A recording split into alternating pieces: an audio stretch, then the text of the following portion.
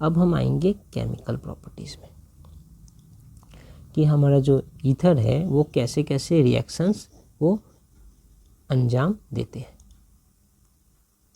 तो इसमें सबसे पहले देखिए ईथर जो है दो टाइप के रिएक्शन को एग्जीक्यूट कर सकते हैं। पहला है क्लीवेज ऑफ CO बॉन्ड, मतलब carbon oxygen bond by hydrogen halide. यहाँ पर क्या हो रहा है, हमारा ईथर ऐसा दिखता है ROR या R डैश। यहाँ पर कार्बन ये C क्या है, ये R क्या है, कार्बन ही है ना, इसका एक फॉर्मेट ऐसे ले लेते हैं CH3O CH2 CH3, ठीक है ना, ये एक ईथर हो गया हमारा। अब यहाँ पर क्या बोले, क्लीवेज ऑफ CO बॉन्ड, ये CO बॉन्ड का क्लीवेज होगा, CO बॉन्ड टूटेगा, ये CO बॉन्ड यहाँ से टूटेगा। ओके, ये एक टूटने पे एक रिएक्शन होगा, वो एक मेथड है यहाँ पर। और कि टूटता किसके संग है, HX के साथ, मतलब एक HX भी प्रेजेंट होगा, where X stands for halogen, तो हमारा HCl भी हो सकता है, HBr भी हो सकता है, ठीक है। उनके प्रेजेंस में ये वाला बॉन्ड जो है टूट सकता है, ये एक मेथड है। और दूसरा मेथड है इलेक्ट्रोफिलिक सब्सटीट्यूशन। ओके, यहाँ पर कोई बॉन्ड नहीं टूट रहा होगा, यहाँ पर सिर्फ नए बॉन्ड आकर सब्सटीट्यूट होंगे, वो हम देखेंगे कि कैसे ये काम करता है। तो सबसे पहले इसके ऊपर स्टडी करते हैं कि cleavage of carbon oxygen bond by hydrogen halide, HX से क्लीवेज होता है। ये HX जो है, X जो है वो क्लोरीन भी हो सकता है या ब्रोमीन भी हो सकता है। देखते हैं इसके थोड़ा डिटेल में। तो यहाँ आया हमारा cleavage of CO bond. Ether are least reactive of the functional group, पहले ही कह दे रहा है कि ईथर लीस्ट रिएक्टिव है। Cleavage of CO bond is in ether take place under drastic condition, मतलब कि बहुत हार्श कंडीशन, ज़्यादा प्रेशर, ज़्यादा टेम्परेचर में ही ये क्लीवेज होता है इस बॉन्ड का। And with excess of HX या हाइड्रोजन हैलाइड, बहुत ज़्यादा मात्रा में हाइड्रोजन हैलाइड होना चाहिए, तभी जाकर ये बॉन्ड क्लीवेज होगा। कैसे होगा, क्या होगा, रिएक्शन में देखते हैं। The reaction of di alkyl ether gives 2 alkyl halide molecules. देखिए यहीं पर वो बोल रहे हैं कि ये हमारा एक ईथर है, ये डाई एल्काइल ईथर है, मतलब यहाँ पर जो CH3 है तो यहाँ भी CH3, दोनों ही सेम है, मतलब सिमेट्रिक ईथर है कहना चाह रहे हैं। तो सिमेट्रिक ईथर के साथ हमने HX का रिएक्शन कराया, ये वाला बॉन्ड मान लेते हैं टूट गया, ठीक है। टूटा तो क्या क्या बना, ये होगा माइनस, ये होगा प्लस, ऐसे ही होगा, ठीक है ना। ये वाला भी जब टूट रहा है तो ये हाइड्रोजन प्लस है, ये X माइनस है। अब ये माइनस वाला जो है इसके संग अटैच होगा,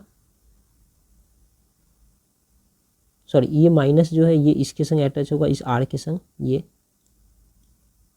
ठीक है। और ये जो प्लस है इस ऑक्सीजन के संग अटैच होगा, प्लस हाइड्रोजन ऑक्सीजन के संग अटैच्ड। तो जब क्या बन रहा है, एक अल्कोहल बन जा रहा है ऐसे ROH, और दूसरा बन रहा है RX, मतलब एल्काइल हैलाइड, ठीक है।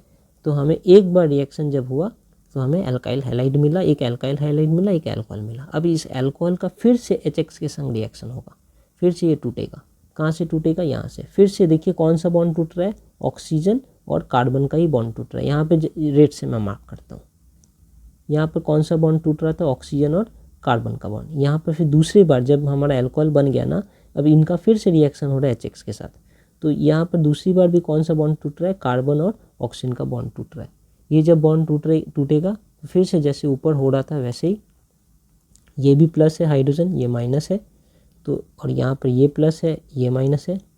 तो देखिए ये जो प्लस है इसके संग अटैच होगा, हाइड्रोजन और OH मिलाकर हमें मिला H2O, और ये R प्लस X माइनस के संग अटैच होगा, हमें मिलेगा RX। इसलिए कहा गया ओवरऑल रिएक्शन जब एग्जीक्यूट होगा तो हमें 2 मॉलिक्यूल ऑफ एल्काइल हैलाइड मिलेगा, यही लिखा है, the reaction of di alkyl ether gives 2 alkyl halide molecules. देखिए एक एक करके 2 मिला और फिर हमें वाटर मिला, है ना। तो ये हमने देखा। अब अगर हमारे पास ये तो एक ऐसा ईथर था, सीधा सिमेट्रिक ईथर था, यहाँ भी एल्काइल ग्रुप है, ऑक्सीजन फिर एल्काइल ग्रुप। अगर एक ऐसा ईथर होता जो एल्काइल एराइल ईथर होता, मतलब एक साइड एल्काइल ग्रुप है दूसरे साइड एराइल ग्रुप है, मतलब कि एक बेंजीन रिंग है, तो देखिए ऐसा दिखता, ये एक ऑक्सीजन है, एक साइड एल्काइल ग्रुप है और दूसरी तरफ एराइल ग्रुप है, ये बेंजीन रिंग को एराइल कहते हैं, तो इनका नाम है एल्काइल एराइल ईथर।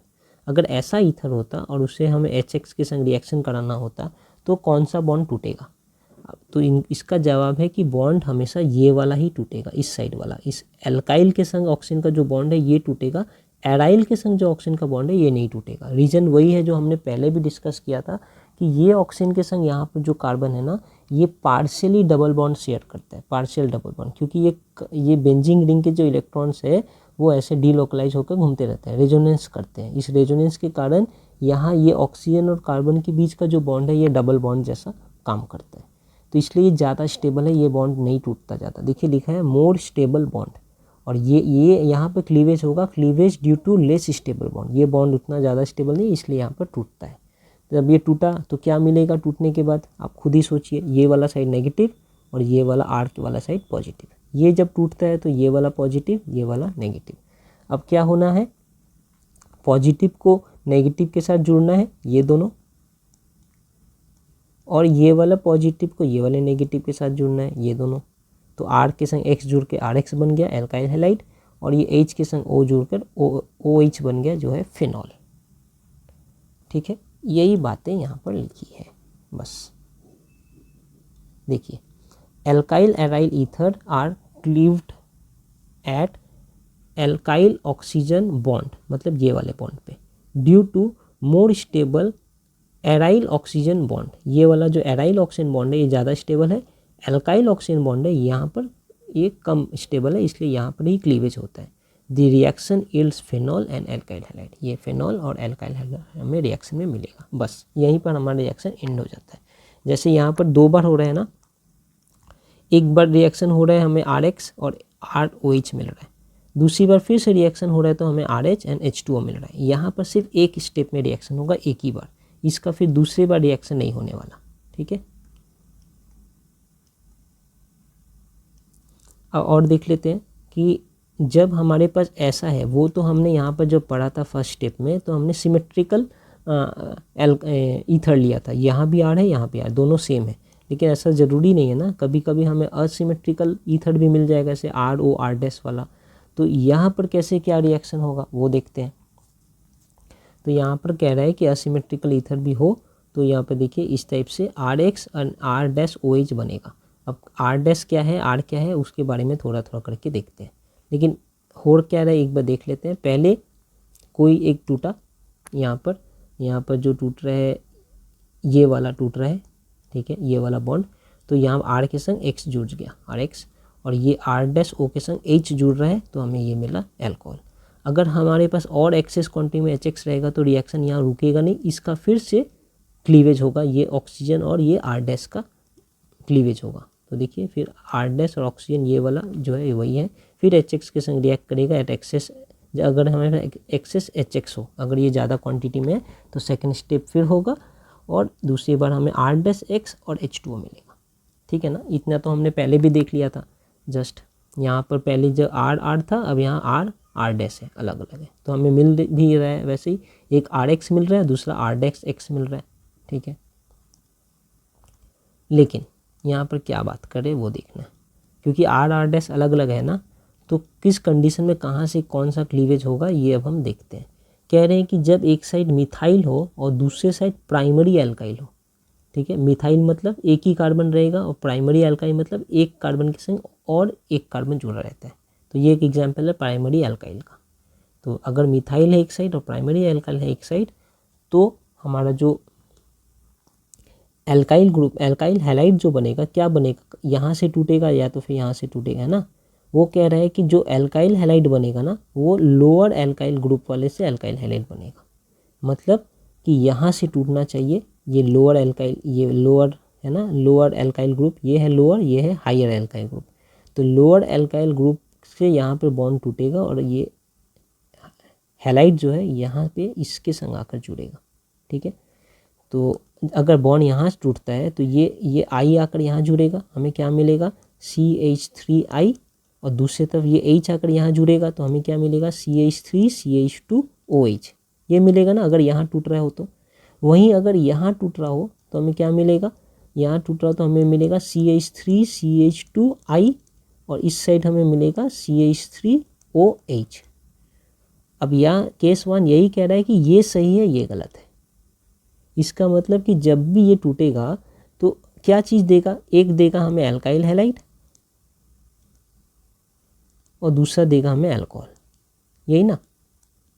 तो वो बोल रहे हैं कि एल्काइल हैलाइड जो मिलेगा ना वो छोटा वाला मिलेगा, यही लिखा है, when R R dash R methyl and primary alkyl group then lower alkyl group forms alkyl halide. ये जो एल्काइल हैलाइड बनेगा वो लोअर एल्काइल ग्रुप, ये वाला लोअर एल्काइल ग्रुप है, यही एल्काइल हैलाइड बनाएगा। Higher alkyl group alkyl halide नहीं बनाएगा, ठीक है। देयरफॉर ये वाला जो हम लिख रहे हैं ये गलत है, ये वाला सही है। ये लोअर एल्काइल ग्रुप बनेगा, हायर एल्काइल ग्रुप नहीं बनेगा, ठीक है। इतना तो समझ आया। मतलब मोट बात इतना ही है कि छोटा वाला एल्काइल हैलाइड बनेगा, बड़ा वाला अल्कोहल बनेगा, ओके।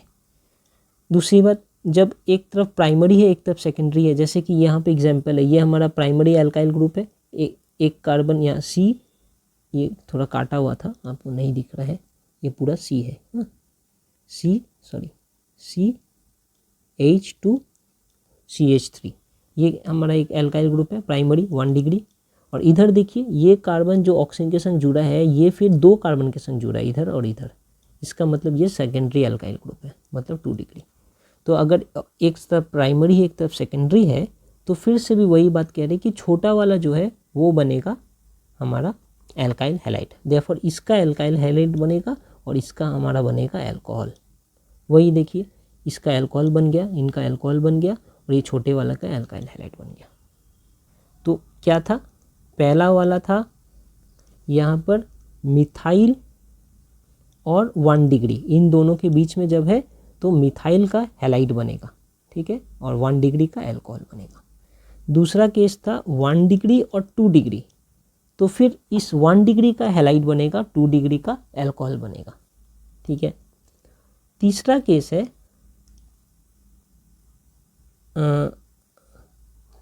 3 डिग्री, ठीक है, 3 डिग्री और उसके संग कुछ भी हो सकता है, 2 डिग्री हो सकता है या 1 डिग्री हो सकता है या तो मिथाइल भी हो सकता है, ठीक है। जब ऐसा केस है जब 3 डिग्री पे प्रेजेंट हो तो 3 डिग्री का हैलाइड बनेगा। यहाँ पर थोड़ा अलग हो गया बात, सारे में सेम नहीं था, ठीक है। हर बार क्या था, इस केस में भी छोटा वाला बन रहा था एल्काइल हैलाइड, इस केस में भी जब 1 डिग्री 2 डिग्री के बीच में देखना था तब भी 1 डिग्री वाला बन रहा था एल्काइल हैलाइड, लेकिन जब 3 डिग्री आ गया ना तो 3 डिग्री वाला ही एल्काइल हैलाइड बनेगा। यहाँ पर जस्ट केस 3 में बिल्कुल उल्टा हो रहा है बात, ये आपको ध्यान रखना है। When R R dash one of it is tertiary alkyl group then tertiary alkyl halide is formed, ठीक है। और कौन से मैकेनिज्म से बनता है, ये SN1 मैकेनिज्म से बनता है। बाकी जो दोनों ऊपर के थे ना वो SN2 मैकेनिज्म से बन रहे थे, ठीक है। यहाँ देखिए ये वाला भी SN2 मैकेनिज्म से बनता था, ये भी SN2 मैकेनिज्म से बनता था। तो हम यहाँ पर क्या कंक्लूजन निकाल रहे हैं, यहाँ से अगर देखिए यही तो कर रहे थे ना शुरू से, तो यहाँ से क्या कंक्लूजन निकाल रहे हैं, यहाँ से ये कंक्लूजन निकाल रहे हैं कि ये आर डैश दोनों अलग अलग चीज़ें हैं, ठीक है। अगर मिथाइल या 1 डिग्री अल्कोहल हो तो मिथाइल वाला का हैलाइड बनेगा, ठीक है, और इसका क्या बनेगा अल्कोहल। अगर हमारा 1 डिग्री और 2 डिग्री के बीच में हो, 2 डिग्री के बीच में हो तो 1 डिग्री का फिर से बनेगा हैलाइड और जो 2 डिग्री है उनका बनेगा अल्कोहल। और कहीं भी अगर 3 डिग्री के साथ कुछ और हो तो 3 डिग्री का बनेगा अल्कोहल, हैलाइड। यहाँ पर जस्ट 3 डिग्री आने पे ये चेंज हो जाएगा। यहाँ पर छोटा वाला का हैलाइड बन रहा था, यहाँ भी छोटे वाले का हैलाइड बन रहा था। 3 डिग्री आने पे बड़े वाला का ही हैलाइड बनेगा, छोटे वाले का अल्कोहल बनेगा, ओके, OH, ठीक है। और ये जब 3 डिग्री आ जाता है तो मैकेनिज्म जो है SN1 मैकेनिज्म से काम होता है, और जब 1-2 डिग्री है तो SN2 रिएक्शन से, और जब मिथाइल और 1 डिग्री है तब भी SN2 रिएक्शन से। यही हमारा कंक्लूजन है। अब इसके ऊपर में थोड़ा प्रैक्टिस कर लेंगे तो हमें समझ आ जाएगा अच्छे से बातें। जैसे यहाँ पर एक है, ये आप देख ही लीजिए कि ये हमारा टर्सरी है, 3 डिग्री एल्काइल है, और यहाँ पर हमारा ये छोटा सा मिथाइल ग्रुप है। जैसे ही 3 डिग्री आया अब ये 3 डिग्री वाला ही हैलाइड बनेगा। तो देखिए 3 डिग्री वाले में I कनेक्ट हो गया और बाकी यहाँ से CH3O के संग H कनेक्ट होकर ये अल्कोहल बन गया, ठीक है ना। और मैकेनिज्म था SN1 मैकेनिज्म, ओके।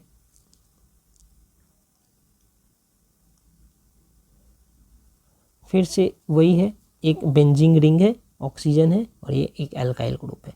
इनका अगर HI के संग कॉम्बाइन कर रहे हैं तो कहाँ पर क्लीवेज होगा, क्योंकि ये ऑक्सीजन और ये कार्बन इनका पार्शियल डबल बॉन्ड नेचर होता है, इसलिए स्ट्रॉन्ग होता है, लिखा ही है पार्शियल डबल बॉन्ड कैरेक्टर, ये नहीं टूटेगा। ये ऑक्सीजन और ये कार्बन के बीच में ऐसा कुछ नहीं है, ये वीक बॉन्ड है, देयरफॉर ये इनका क्लीवेज हो जाएगा। यहाँ टूटा तो मूवमेंट यहाँ टूटा, सॉरी ये थोड़ा कम दिख रहा है,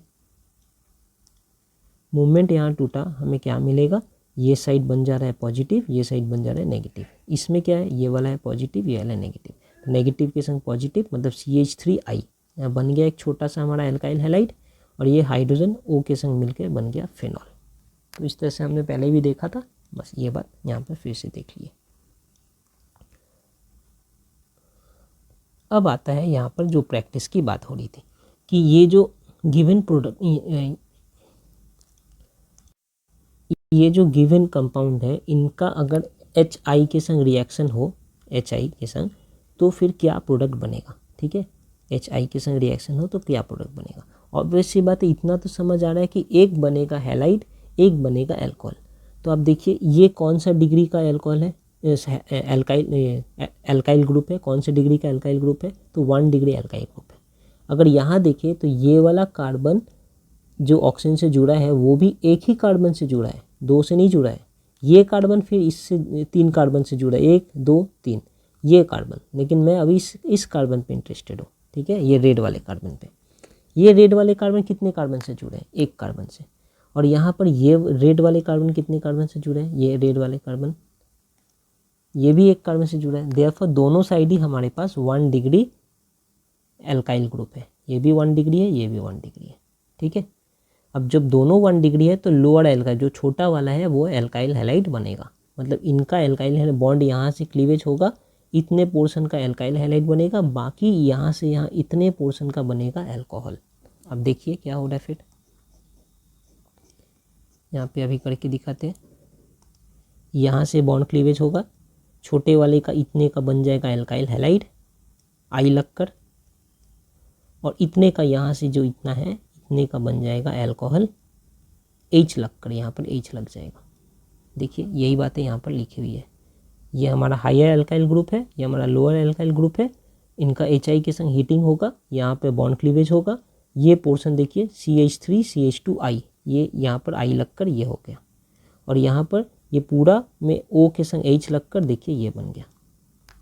ठीक है, ये हमारा प्रोडक्ट आएगा। तो ये हुआ हमारे फर्स्ट का आंसर। ठीक है, आंसर यहाँ लिखा भी है, आपको समझ आ रहा होगा। सेकंड के लिए देखते हैं। सेकंड के लिए क्या है, ये वाला कार्बन के ऊपर देखना है कि ये कार्बन ऑक्सीजन के संग जुड़ा है, और ये कार्बन फिर 1 2 3 3 कार्बन के संग और जुड़ा है, मतलब कि ये जो एल्काइल ग्रुप है यहाँ पर दिया हुआ ये 3 डिग्री एल्काइल ग्रुप है।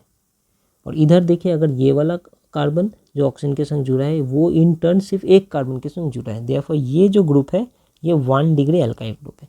अब हमने ये अभी थोड़ी देर पहले देखा कि जहाँ भी 3 डिग्री आ जाएगा तो फिर इस 3 डिग्री का ही हैलाइड बनेगा, एल्काइल हैलाइड बनेगा। ठीक है, इसी का एल्काइल, और मैकेनिज्म क्या होगा, SN1 मैकेनिज्म होगा। ओके, पहले ऊपर वाले में कौन सा मैकेनिज्म था, SN2D मैकेनिज्म, ये हमने पहले ही देखा अभी। तो वो हो रहा है कि नहीं देखते हैं। ये हमारा 1 डिग्री एल्काइल ग्रुप है, ये हमारा 3 डिग्री एल्काइल ग्रुप है। तो क्लीवेज कहाँ से होगा, यहाँ से होगा।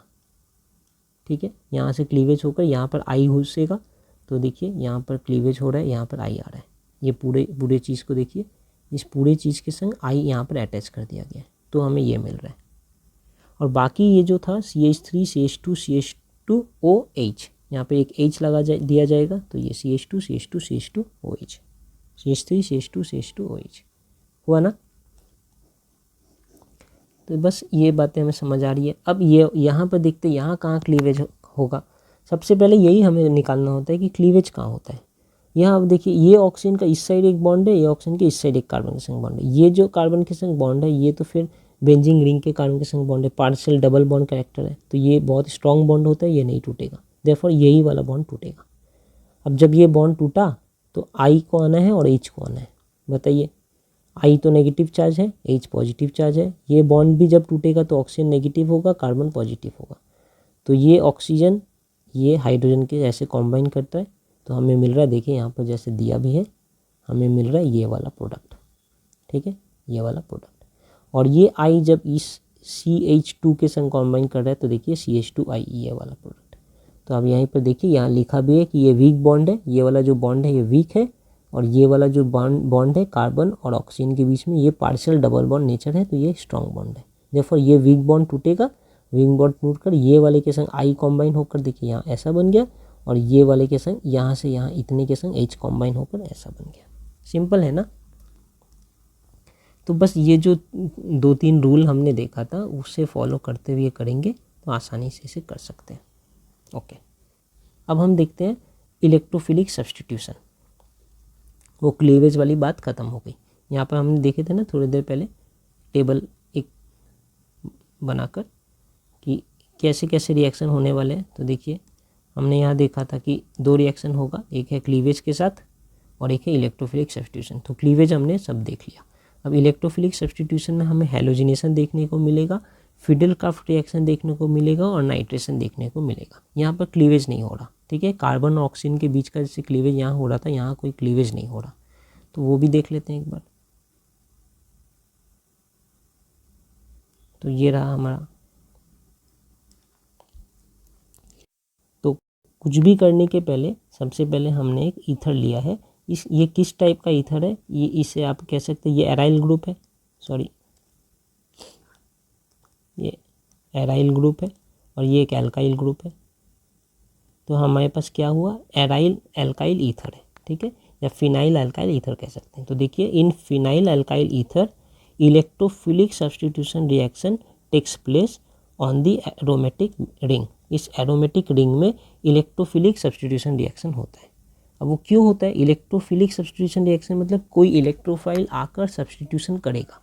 इलेक्ट्रोफाइल मतलब क्या, इलेक्ट्रॉन की तरफ अट्रैक्टेड हो। इलेक्ट्रॉन की तरफ कौन अट्रैक्टेड होगा, जो खुद पॉजिटिव चार्ज होगा या जिनके पास इलेक्ट्रॉन की डेफिशिएंसी होगी वो इलेक्ट्रॉन की तरफ अट्रैक्ट होगा।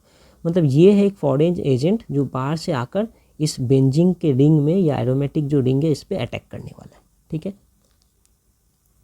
अब इस रिंग पे अटैक करेगा क्यों, ऑब्वियसली ये इलेक्ट्रोफाइल है, इसे इलेक्ट्रॉन्स की खोज है। अब इस रिंग में उसे जहाँ इलेक्ट्रॉन दिखेगा वहीं वो अटैक करेगा। तो इस रिंग में उसे कहाँ कहाँ इलेक्ट्रॉन दिखेगा वो देख लेते हैं।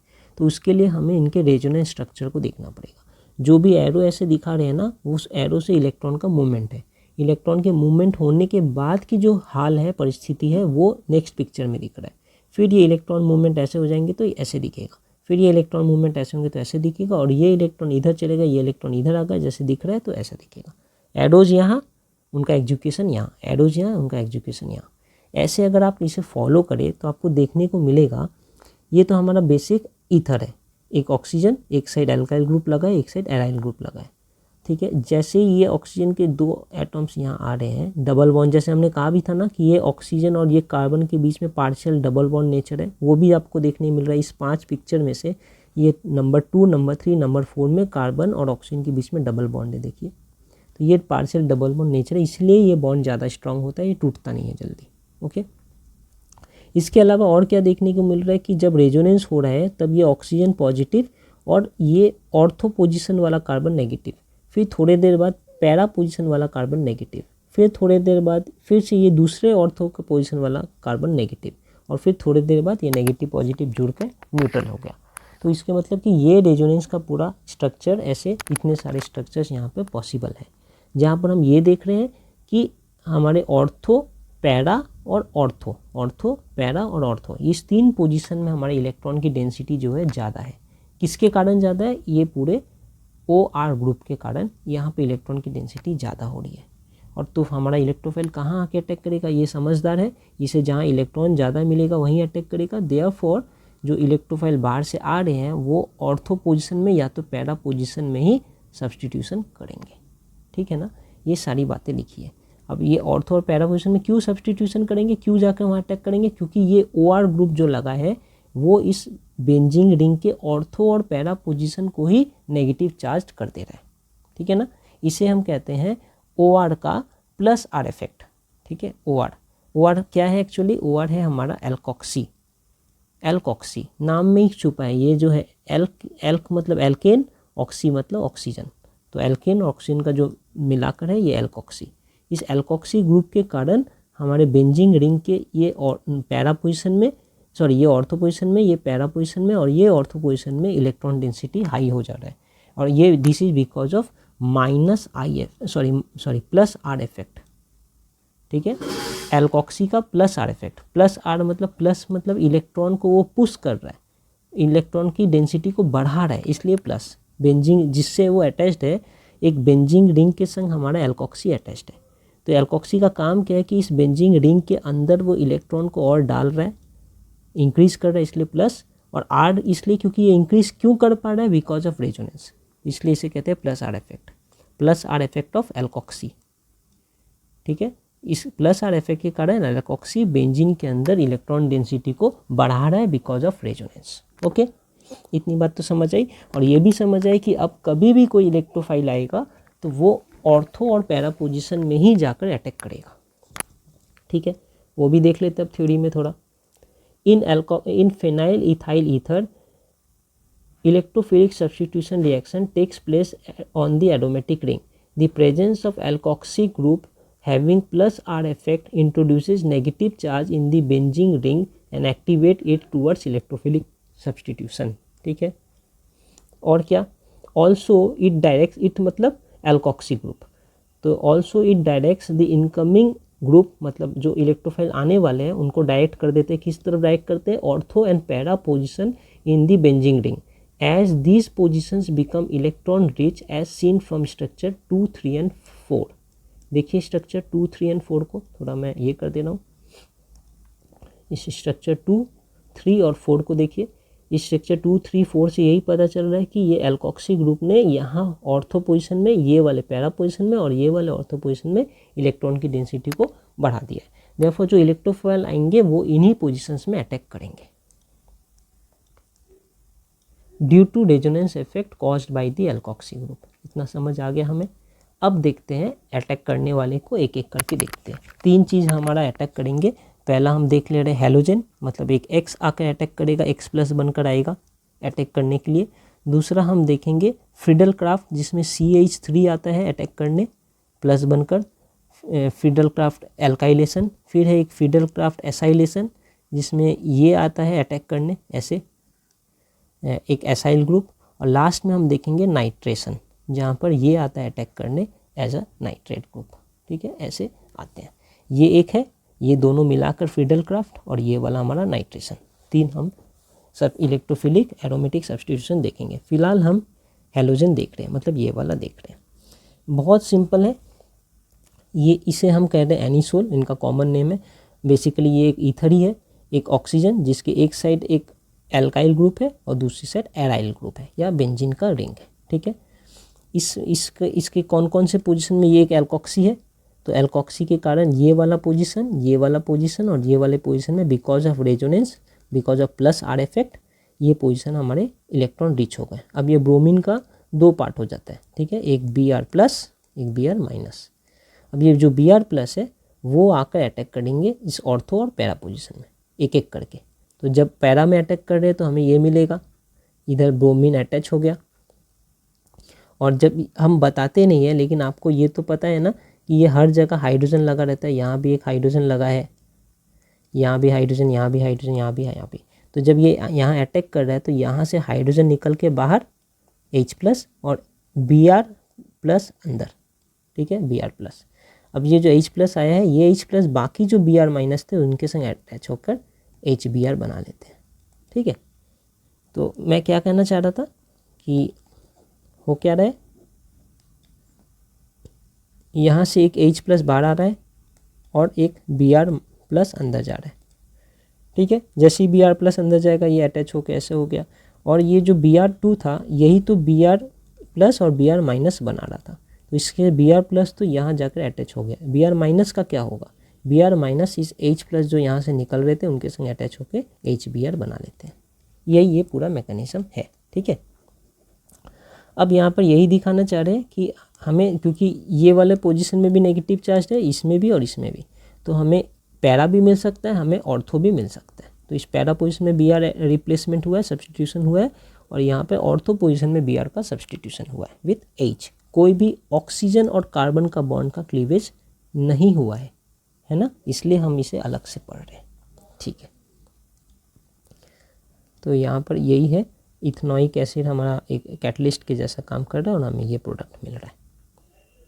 ठीक है, यहाँ पर सिर्फ एक बात कहा गया है कि ऐसे अगर हमारे पास ये एनिसोल नहीं होता, जैसे ये एनिसोल है ना, एनिसोल में क्या है, एक बेंजीन रिंग के संग ये एल्कोक्सी ग्रुप लगा है, ऑक्सीजन और CH3 लगा है, इसके कारण ना ये वाले पोजीशन, ये वाले पोजीशन और ये वाले पोजीशन में हमारा एक अलग से इलेक्ट्रॉन डेंसिटी आ गया है because of plus R effect.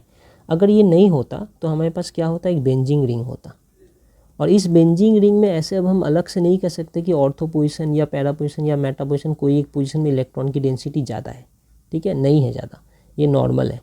तो इस केस में ये Br को अटैक करने के लिए, ब्रोमीन को इसके संग रिएक्ट कराने के लिए इस ब्रोमीन को थोड़ा एक्टिवेट करना पड़ता है, इसे स्ट्रॉन्ग बनाना पड़ता है। इसको स्ट्रॉन्ग बनाने के लिए हम कैटलिस्ट यूज़ करते हैं, जैसे आयरन या फिर FeCl3 या फिर FeBr3, ये कैटलिस्ट यूज़ करते हैं। इनका काम ही है कि इसको एक स्ट्रॉन्ग इलेक्ट्रोफाइल बनाना, इसको एक स्ट्रॉन्ग Br+ बनाना, तब जाकर वो अटैक करेगा इस बेंजीन रिंग के अंदर।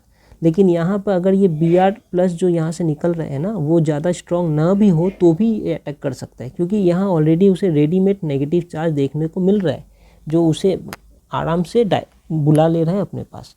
यहाँ पर ऐसा कुछ नहीं है, देयरफॉर इस Br को बहुत स्ट्रॉन्ग बनना पड़ेगा। इसे स्ट्रॉन्ग कौन बनाता है, ये आयरन या फिर आयरन क्लोराइड, ट्राइक्लोराइड या फिर iron tribromide they act as Lewis acid, ये लुईस एसिड के जैसे काम करते हैं और ये कैटलिस्ट के जैसे काम करते हैं। यही यहाँ पर लिखा है कि जब ये ये एल्कोक्सी ग्रुप यहाँ लगा है ना, तो हमें कोई ऐसे कैटलिस्ट की ज़रूरत नहीं है या लुईस एसिड की ज़रूरत नहीं है। लेकिन जब ये अल्काइल ग्रुप नहीं ये एल्कोक्सी ग्रुप नहीं लगा रहता, ऐसे सिर्फ नॉर्मल बेंजीन रहता, तो हमें एक कैटलिस्ट की ज़रूरत होती जो इस ब्रोमीन को ज़्यादा एक्टिवेट करता ताकि वो अटैक करे। देखिए ये बातें यहाँ पर लिखी है कि halogenation of anisole occurs even in the absence of Lewis acid.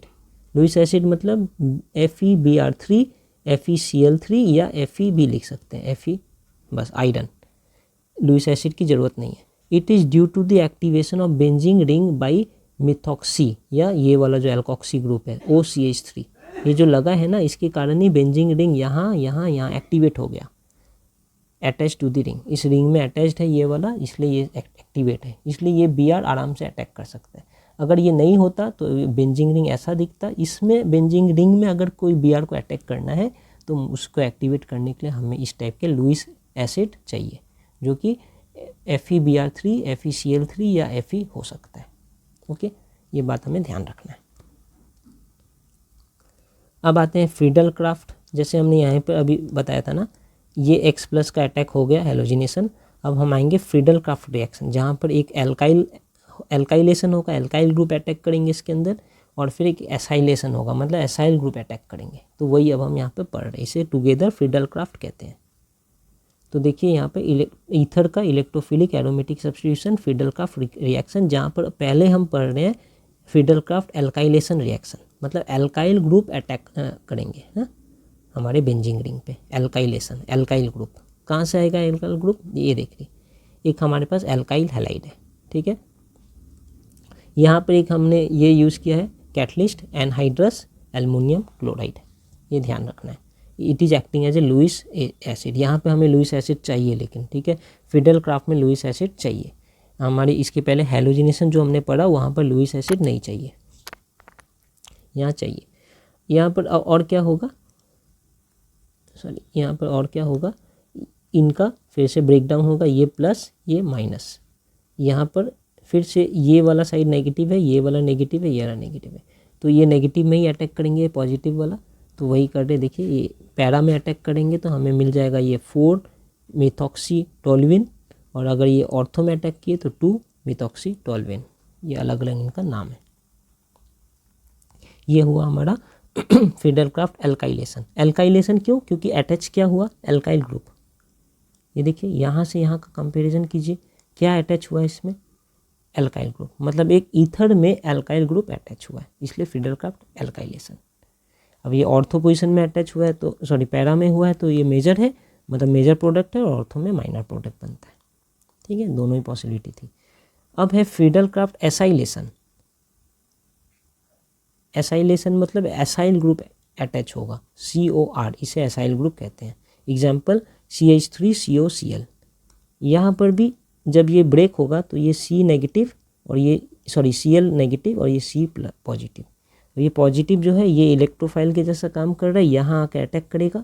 यहाँ पर नेगेटिव रहता है ना पहले से, इसके कारण यहाँ यहाँ और यहाँ, तो पहले यहाँ अगर अटैक किया तो ये मिलेगा हमें, देखिए ये C यहाँ आकर अटैच हो जाएगा और यहाँ से जो हाइड्रोजन छूट के निकलेगा वो Cl के संग कंबाइन होकर HCl बनाएगा, HCl, है ना।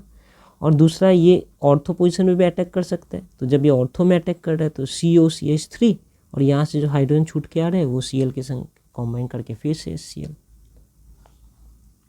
और एक बात ध्यान रखना है कि यहाँ पर जो कैटलिस्ट है फिर से वही anhydrous aluminium chloride which is acting as a Lewis acid हमें यूज करना पड़ेगा यहाँ पर। ये हो गया हमारा फ्रीडल क्राफ्ट एल्काइलेशन और ये वाला फ्रीडल क्राफ्ट एसाइलेशन, ठीक है। यहाँ पर उनका IUPAC नेम भी कॉमन नेम भी लिखा है, 4-मिथॉक्सी एसिटोफेनॉल, ये है 2-मिथॉक्सी एसिटोफेनॉल। अब आते हैं नाइट्रेशन में, मतलब कि NO2 अटैच होने वाला है इसमें। NO2 कहाँ अटैच होगा, वही बात है फिर से, यहाँ पर और यहाँ पर, तीन ही तो पोजीशन है। तो जब ऑर्थो में अटैच होगा तो ऐसा दिखेगा NO2 यहाँ अटैच हुआ, और जब पैरा में अटैच होगा तो ऐसा दिखेगा NO2। इसे भी हम ऐसा सोच सकते हैं कि ये ऐसे ब्रेक कर सकते हैं, एक NO2 है और एक OH है, देखिए दोनों को मिलाएंगे तो आपको मिलेगा ये।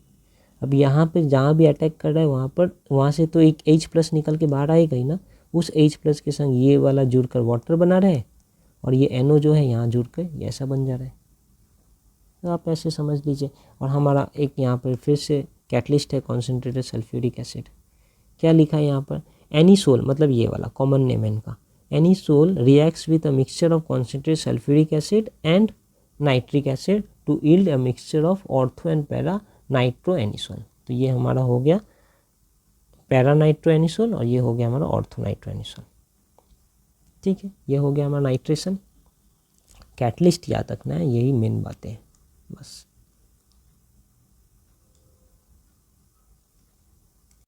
तो इसके साथ हमारे रिएक्शंस ऑफ ईथर भी ख़त्म हो गए हैं।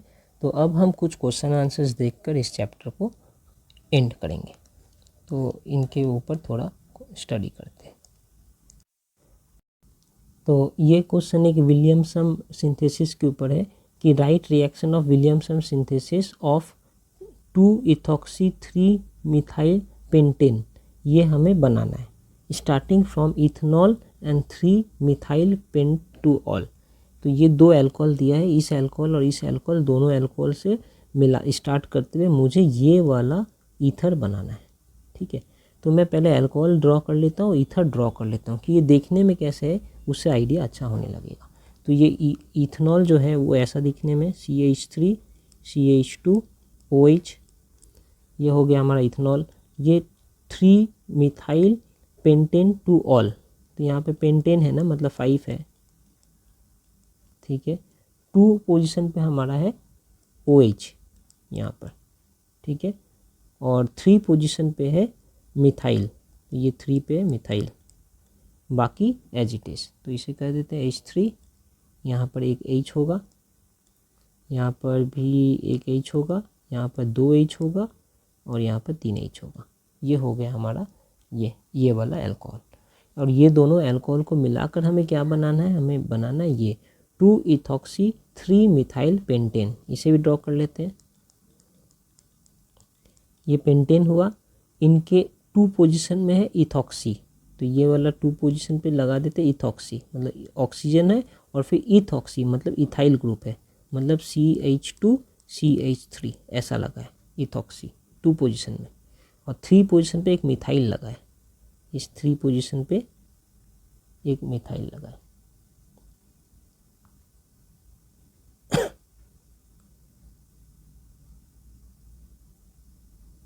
यहाँ पर एक मिथाइल लगा देता हूँ, लगा है, बाकी सब एज इट इज़। तो यहाँ पे H3 होगा, यहाँ पर H होगा, यहाँ पर भी H होगा, यहाँ पर एक H2 होगा, यहाँ पर एक H3 होगा। तो हमें ये बनाना है, ठीक है, इससे और इससे मिलाकर। तो विलियमसन सिंथेसिस जब हमें करना है तो ये हम जानते हैं ना, विलियमसन सिंथेसिस जब होता है तो हमें क्या क्या लेना पड़ता है। एक लेना पड़ता है प्राइमरी एल्काइल हैलाइड 1 डिग्री वाला एल्काइल हैलाइड, और दूसरी तरफ लेना पड़ता है हमें सोडियम एल्कोक्साइड।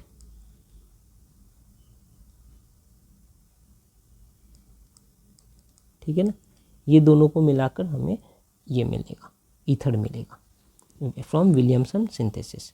तो प्राइमरी अल्काइल हैलाइड, अब इन दोनों का अगर मैं देखूं तो ये वाला कार्बन के संग ऑक्सीजन यहाँ जुड़ा है।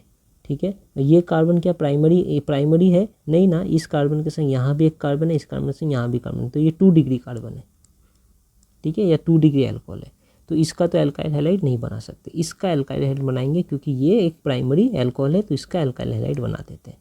तो इस प्राइमरी अल्काइल का एल्काइल हैलाइड बनाने के लिए सबसे पहले हम HBr के संग इनका रिएक्शन करेंगे। तो यहाँ पर क्लीवेज होगा इस कार्बन और ऑक्सीजन के बीच में, हमें मिलेगा CH3 CH2 Br और साथ में H2O। ये जो OH निकलेगा ये H के संग रिएक्ट करके H2, तो ये हो गया हमारा एक रिएक्टेंट। ये प्राइमरी एल्काइल हैलाइड हमें यहाँ से मिल गया, इसे हम रेड मार्क कर देते हैं। ठीक है, दूसरा हमें चाहिए एक सेकेंडरी ये एल्कोक्साइड, सोडियम एल्कोक्साइड, वो हम यहाँ से निकालेंगे। कैसे निकालेंगे, इनका अगर रिएक्शन हम कर दे NaOH के संग, ठीक है, तो हमें क्या मिलेगा, ये वाला पार्ट जो है, ये वाला पार्ट ये यहाँ से H हट जाएगा और Na आकर अटैच हो जाएगा।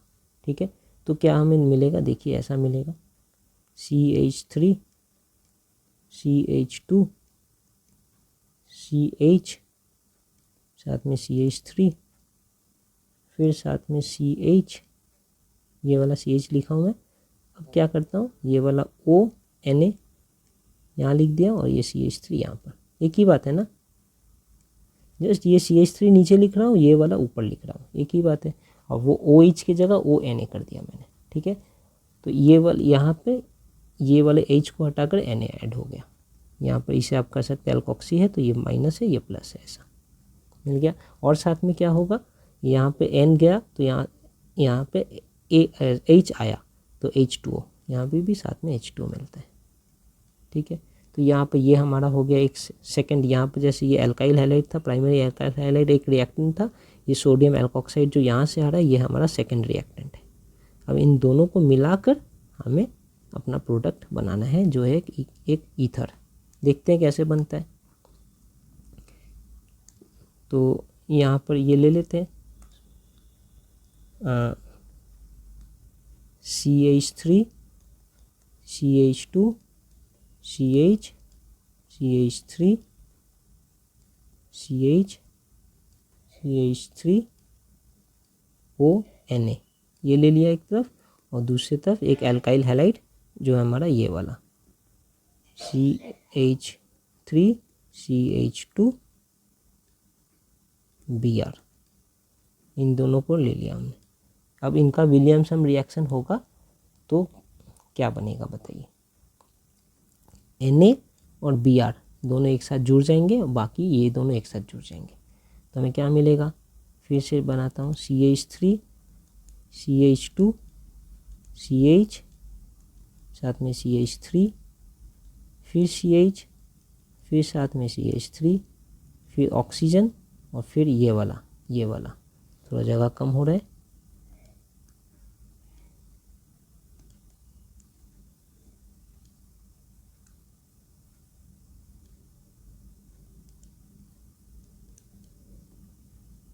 CH2 CH3, देखिए जस्ट ये Na और प्लस साथ में NaBr,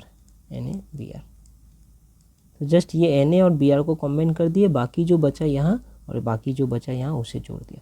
अब यही वाला ईथर तो ये मुझे दिया था ना निकालने के लिए, देखिए ये जस्ट अटैचमेंट ऐसा है, ऑक्सीजन के एक तरफ था ये वाला CH2 CH3, ये देखिए ऑक्सीजन के एक साइड है CH2 CH3 और ऑक्सीजन के दूसरे साइड है एक C जिसके संग एक CH3 लगा है, एक C जिसके संग CH3 लगा है, फिर उसके साथ ये C C C और एक C, देखिए C C C और एक C, ये दोनों एक है। तो मुझे मिल गया मेरा फाइनल कंपाउंड। तो वो कह रहे थे ना कि कैसे बनाना है, right the reaction, reaction of Williamson synthesis of this starting from this and this. तो पहला है ये इस अल्कोहल से हम HBr करके ये बनाएंगे, दूसरा है इस अल्कोहल को हम NaOH के संग कॉम्बाइन करके ये वाला सोडियम एल्कोक्साइड बनाएंगे, फिर ये वाले रेड वाले और ये वाले दोनों को ऐसे अटैच कॉम्बाइन करके विलियमसन रिएक्शन, यही है विलियमसन रिएक्शन। तो विलियमसन रिएक्शन करके हम इसे फाइनली एक जो गिवन हमारा ईथर था वो हम बना ले रहे हैं। ठीक है, इसके साथ हमारा ये क्वेश्चन कंप्लीट हुआ। अब इस क्वेश्चन में हमें पूछ रहा है कि अप्रोप्रिएट सेट ऑफ रिएक्शन, इन दोनों में से चुनना है कि कौन से रिएक्शन से हमें 1-methoxy-4-नाइट्रोबेंजीन मिल सकता है। 1-methoxy-4-नाइट्रोबेंजीन कैसा होगा देखने में, नाइट्रोबेंजीन पहले ड्रॉ कर लेते हैं। ये हमारा बेंजीन है, 1 पे है मिथॉक्सी मतलब ऑक्सीजन और CH3 हो गया, और 4 पोजीशन पे नाइट्रो NO2। तो ये हमें फाइनली मिलना है। ठीक है, ये एक ईथर है, ऑक्सीजन के एक तरफ एल्काइल ग्रुप और दूसरी तरफ एक एराइल ग्रुप है, तो एक ईथर है। ये हमें ईथर चाहिए, कौन से रिएक्शन से मिल सकता है, इससे मिल सकता है कि इससे मिल सकता है। अब देख सकते हैं ना यहाँ पे CH3ONa, मतलब कि एक हमारे पास है सोडियम एल्कोक्साइड और दूसरी तरफ है हमारे पास, आप कह सकते हैं, एक एराइल हैलाइड, है ना। तो ये विलियमसन रिएक्शन का सेटअप है। यहाँ पर भी देखें तो वही है, ये वाला हमारा हो गया एक सोडियम फेनॉक्साइड कहेंगे। ठीक है, क्योंकि फेनॉल ग्रुप है, और ये वाला हो गया हमारा एक एल्काइल हैलाइड। तो ये भी एक विलियमसन सिंथेसिस का सेटअप है। एक साइड है हमारे पास हैलाइड है, दूसरी साइड हमारे पास सोडियम एल्कोक्साइड या फेनॉक्साइड है। अब दोनों में से कौन से रिएक्शन से हमें ये प्रोडक्ट मिलेगा वो देखना है। तो हम ये जानते हैं कि हमें हमेशा ऐसा रिएक्शन करना पड़ता है जिसमें हमारे पास जो रिएक्शन है वो छोटे एल्काइल हैलाइड के संग एग्जीक्यूट हो जाए इजीली। जैसे क्यों ऐसा कहा जा रहा है, क्योंकि ये जो रिएक्शन होता है वो हम ये पढ़ के रखे ना कि ये SN2 मैकेनिज्म के संग रिएक्शन होता है। SN2 मैकेनिज्म में क्या है, अगर मैं इसे देखूं तो ये कार्बन है, कार्बन के संग ब्रोमीन लगा है और यहाँ पर 3 हाइड्रोजन है। ठीक है, ये वाले में अब इनको पीछे से आके अटैक करना है यहाँ पर। ठीक है ना,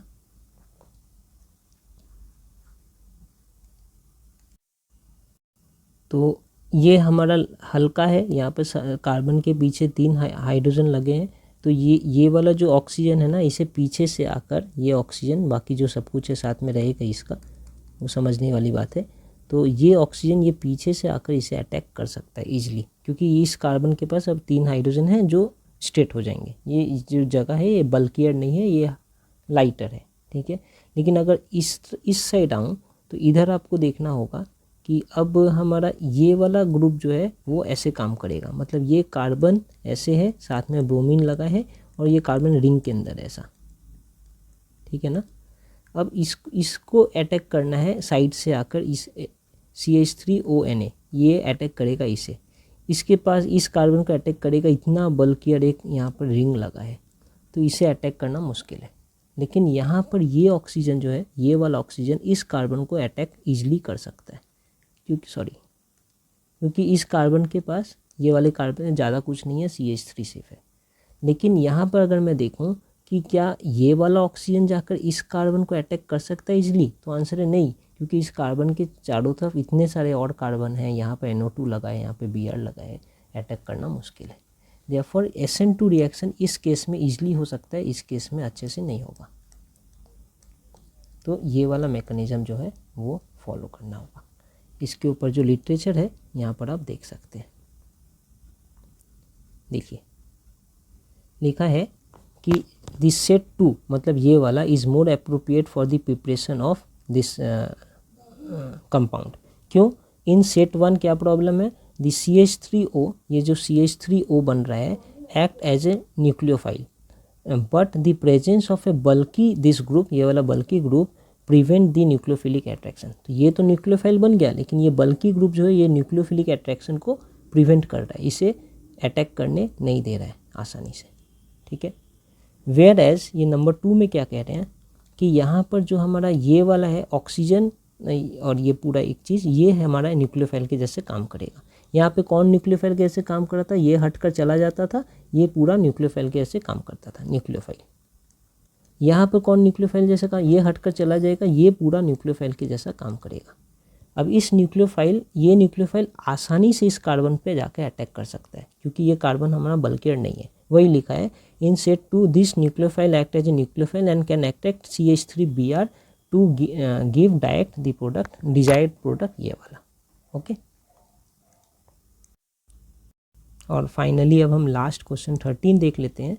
यहाँ पर क्या करें कि predict the product of the following reaction, इस रिएक्शन का क्या प्रोडक्ट होगा ये हमें प्रिडिक्ट करना है। तो HBr का अटैक करना है। हम जानते हैं कि यहाँ क्या बनेगा, एक बनेगा एल्काइल हैलाइड और एक बनेगा अल्कोहल। हमेशा छोटा वाला एल्काइल हैलाइड बनता है, तो यहाँ पर क्लीवेज होगा, ये Br इसके संग कंबाइन होकर मुझे मिलेगा CH3Br, ठीक है। छोटा वाला हो गया एल्काइल हैलाइड, और जो बड़ा वाला है यहाँ से लेकर यहाँ तक ये पूरा बनेगा अल्कोहल, तो हमें मिलेगा CH3 CH2 CH2OH, ये हमारा इनका आंसर है, ठीक है। सेकंड वाले में देखते हैं यहाँ भी वही है, HBr का अटैक करना है। अब ये ऑक्सीजन और ये वाले कार्बन के बीच का बॉन्ड टूट सकता है, लेकिन ये ऑक्सीजन और ये वाले कार्बन का बॉन्ड नहीं टूट सकता, क्योंकि ये बहुत स्ट्रॉन्ग बॉन्ड है, पार्शियल डबल नेचर है, तो ये वाला बॉन्ड टूट सकता है। तो यही वाला बॉन्ड फिर तोड़ेंगे, तो ये बॉन्ड जब टूटेगा तो हमें क्या मिलेगा, ये पूरा हट के यहाँ से अलग हो जाएगा, ठीक है। और यहाँ से HBr अलग होता है, ठीक है। तो ये वाला जो Br है वो इसके संग अटैच होगा, और H जो है ये ऑक्सीजन के संग। क्यों, ये माइनस है, ये कार्बन हमारा प्लस, और यहाँ पर ये वाला प्लस और ये माइनस, देखिए कैसे कॉम्बाइन करेगा। ये ऐसा हुआ, ऑक्सीजन है, ऑक्सीजन के संग ये प्लस ऐड होकर H, और साथ में C2H5 के संग Br, ये हो गया फिर हमारा प्रोडक्ट। ये हो गया हमारा ब्रोमोइथेन, और ये हो गया हमारा फेनॉल। यहाँ पर कह रहे हैं concentrated sulphuric acid and nitric acid, मतलब क्या होने वाला है, ये देखकर क्या याद आना चाहिए आपको कि यहाँ पर नाइट्रेशन होने वाला है, इलेक्ट्रोफिलिक सब्स्टिट्यूशन होगा, हाँ, नाइट्रेशन। कैसे होगा, अब ऑर्थो पोजीशन में NO2 ऐड होने वाला है, यही बात है, और फिर पैरा पोजीशन में NO2 ऐड होने वाला, और फिर ऑर्थो पोजीशन में भी एक NO2 ऐड हो सकता है, दोनों ही है पॉसिबिलिटी, एक माइनर एक मेजर प्रोडक्ट, तो वही बना देते हैं बस। ऐसे ही आपको एग्जाम में आने वाला है। तो ये हो गया हमारा बेंजीन रिंग, यहाँ पर तो OC2H5 था ही पहले से, अब इसके ऑर्थो पोजीशन में एक NO2 लगा देते हैं, और ये हो गया हमारा मेजर प्रोडक्ट, ठीक है। और साथ में एक ये पैरा है, मैं ऑर्थो कह दे रहा हूँ, ये पैरा पोजीशन में भी हमने एक NO2 लगा दिया, ये हमारा मेजर प्रोडक्ट। और जो ऑर्थो पोजीशन में लगा सकते हैं तो भी एक माइनर प्रोडक्ट बन जाएगा, वो ऐसा बनेगा, ये हमारा O2 यहाँ पर OCH2 अटैच्ड है ना, तो ये हो गया हमारा एक ऑर्थो पोजीशन NO2 का, ये हमारा हो गया माइनर प्रोडक्ट, ओके। इनका नॉमेनक्लेचर करें तो ये क्या है इनका नॉमेनक्लेचर, ये है 2 नाइट्रो इथॉक्सी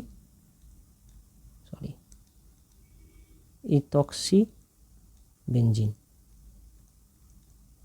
ठीक है। 2 नाइट्रो ऐसे यहाँ से स्टार्ट होगा, ये 1 है ये 2 है, तो 2 पोजीशन में नाइट्रो लगा है, 2 नाइट्रो इथॉक्सी, मतलब ये वाला हो गया इथाइल ग्रुप, ये है ऑक्सीजन इथॉक्सी बेंजीन।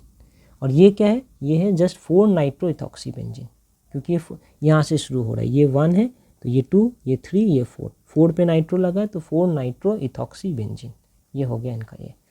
अब ये देखिए, ये फिर HI से रिएक्ट कराना है, जैसे यहाँ HBr से करा रहे थे, अब HI से कौन सा कहाँ टूटेगा। आप ध्यान दीजिए, हमने क्या कहा था कि अगर ये भी प्राइमरी है ये भी प्राइमरी है तो छोटा वाला एल्काइल हैलाइड बनेगा, लेकिन यहाँ देखिए ये तो 3rd डिग्री है, 3rd डिग्री में तो हमारा SN1 रिएक्शन होता है, और ये एक्सेप्शन केस है, मतलब यहाँ पर बड़ा वाला जो है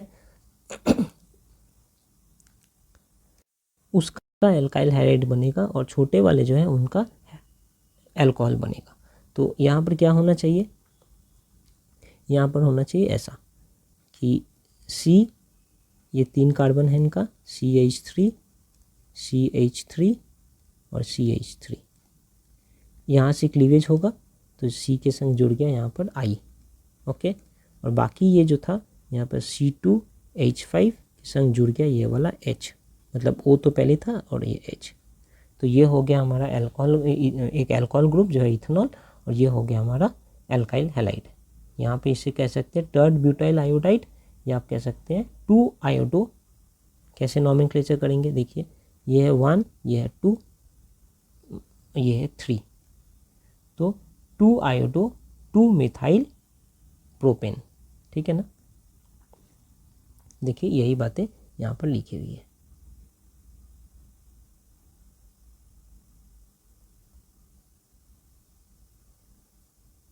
सॉरी, ये देखिए यहाँ पर लिखी हुई है,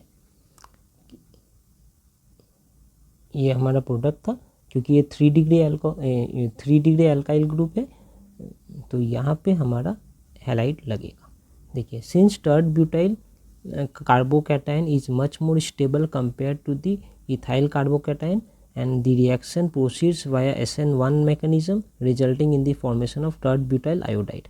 तो इस केस में हमारा यहाँ से क्लीवेज होगा और हमें टर्ड ब्यूटाइल आयोडाइड मिलेगा इतना, इसके संग आयोडीन जुड़ेगा और ये वाले के संग जुड़ेगा हाइड्रोजन यहाँ। तो हमें मिल गया ये अल्कोहल और ये मिल गया हमें iodine, 2 iodo 2 methyl propane. Okay, thank you.